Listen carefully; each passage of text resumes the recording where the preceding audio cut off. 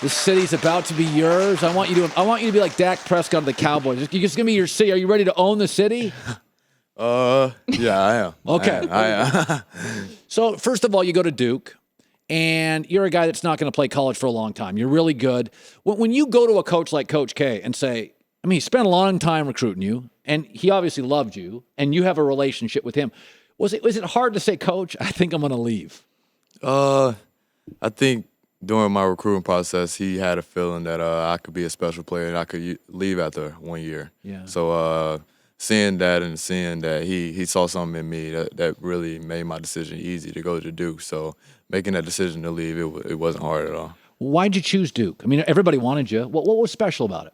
I think when Coach K came into my house, he told me that I wouldn't have any guarantee of starting. He didn't know if I would start, and I would have to work for every minute on the court. So that really stood out to me. Because a lot of guys sucked up to you, didn't they? Some did, of course, but I think that really stood out to me, and it made me want to work hard for what I had and gave me a big opportunity. So, like, Mike Krzyzewski comes in your house, and then he leaves, and then it's you sitting around with cousins or parents or whoever.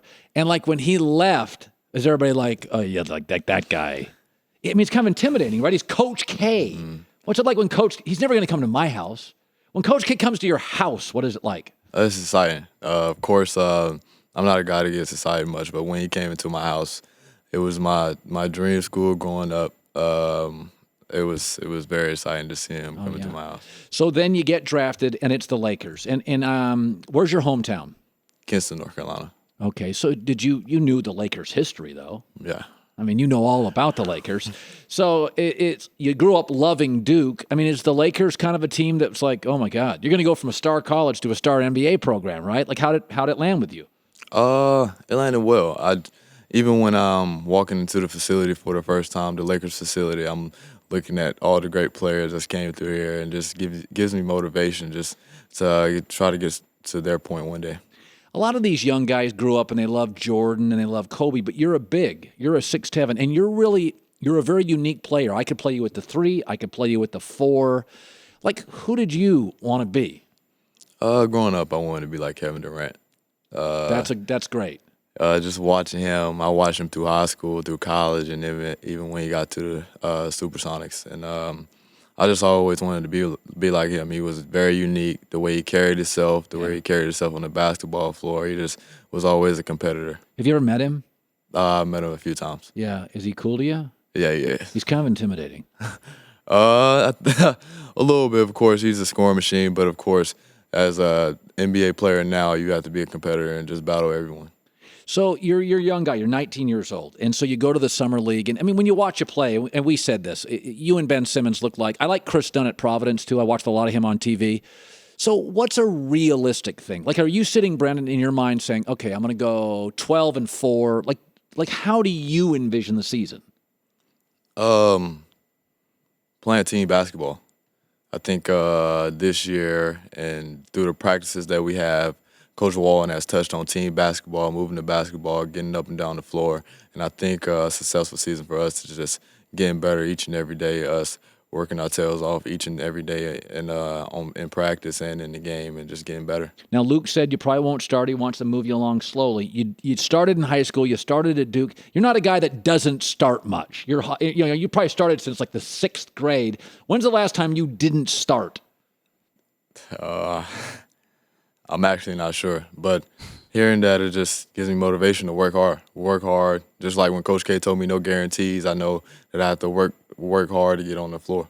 Do you think NBA veterans, because you're younger, will they try to intimidate you? Well, the NBA veterans that I've been around, they always try to help, even guys from the other teams. Really? Tell me, who's trying to help you? See, that's why I like basketball. Yeah, and where? Like, baseball players always root against each other. Right. Basketball dudes are always like, they want you to succeed. Like who? When I played with the USA Select team, all those guys giving me advice. Even guys playing pickup, coming to the Lakers facility, Andre Iguodala. What'd he tell you? He's a smart dude. What'd he tell you? I watch a lot of his plays defensively. He's a great defensive guy, and I even text with him sometimes, and he just tells me it's going to be a process, but I have a chance to be special on the defense and offensive end. Why is he good defensively? Is it the hands, the feet? What makes a good defensive player? Well, he's long. He has a 7'3" wingspan. Oh, yeah. He's smart. He gets his hands on a lot of deflections, and he just plays the right way. Speaking of smart, you went to Duke. I applied to Duke. They didn't let me in. Really? Yeah, I know. You'd think I would just get into Harvard, right? Yes, Princeton, Yale, no, they didn't want me. So Mike Dunleavy, I've known Mike Dunleavy for years, and Duke is not the easiest school. So, you were only there for a year, but did you like the whole college thing, the whole campus, the Duke, the academic? Did you like the whole thing? Absolutely. I think everyone tried to help you out. The coaches, the teachers, the kids. Everyone was pretty cool around the area, and I just love the atmosphere. I don't think it was anything wrong with Duke. Yeah. So now you have D'Angelo Russell. You got a young team. You got Julius Randle.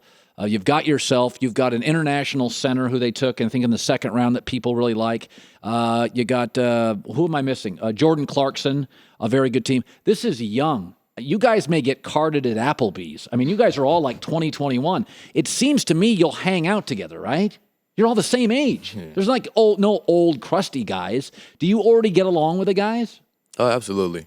I think from the first day, everyone acted like they knew each other for a long time. So that was a good builder for us when we first came into summer league practices. And we've been practicing for about a month and a half now. All the young guys come in each and every day. The veterans are starting to show up. So it's good for us. Brandon Ingram, Duke, now the Lakers. So to be Kevin Garnett, you're going to have to develop a good baseline jumper, and you're a hybrid guy. You can shoot the J. You're a big guy who can really shoot. Take my audience, Brandon. How many shots will you shoot? Let's take an off-season workout. Like if somebody's listening to me and they want to be a basketball player, what is your Monday through Friday? What is a daily workout? How many shots? How many shots? Well, a daily workout for me is just getting up, going to lift first. Then we work out a little bit. And the workout, it depends, probably about 400 shots in each set. And at the end of the workout, we always get like 100 threes up to see who makes the best out of 100 threes, and we play pickup. And that's one workout or one day? That's one workout. Just one workout. Do you have multiple workouts in a day? Sometimes we do 2 a days, but most of the time it's one time. Okay. And you'll do that every day off season and during the season, because I've heard coaches say the hardest part about the NBA is there's so many games that it's hard to teach during a season.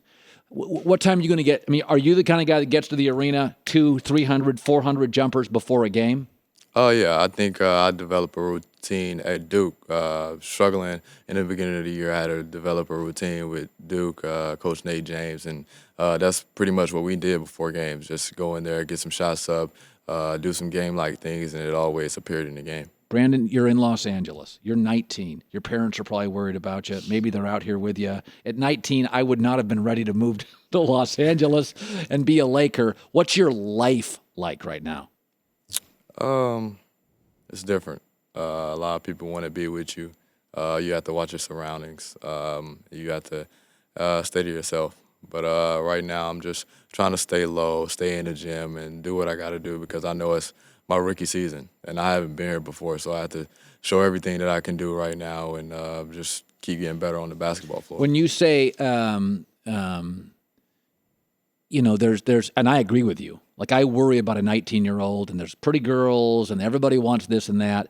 Do you have, first of all, you're going to have some guys around you. You're going to have some, when you're 19 years old in L.A. and you're a kid, you can have a posse. You got some guys around you. I mean, don't you? I would want to. If I was 19, I'd want to have a friend. I'd want to have a guy. I'd want to have a dude. I'd want to have do you keep it tight? Do you keep it, how do you hang? Buddies, cousins, who do you hang with? I have a small circle, guys about 5, but I have my brother out here with me, living with me. How old's your brother?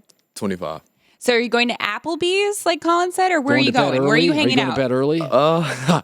I'm not really hanging out, actually. Just if it's dinner, I'm just after dinner, just hanging out at the house, playing with my brothers or something like that. That's going to work.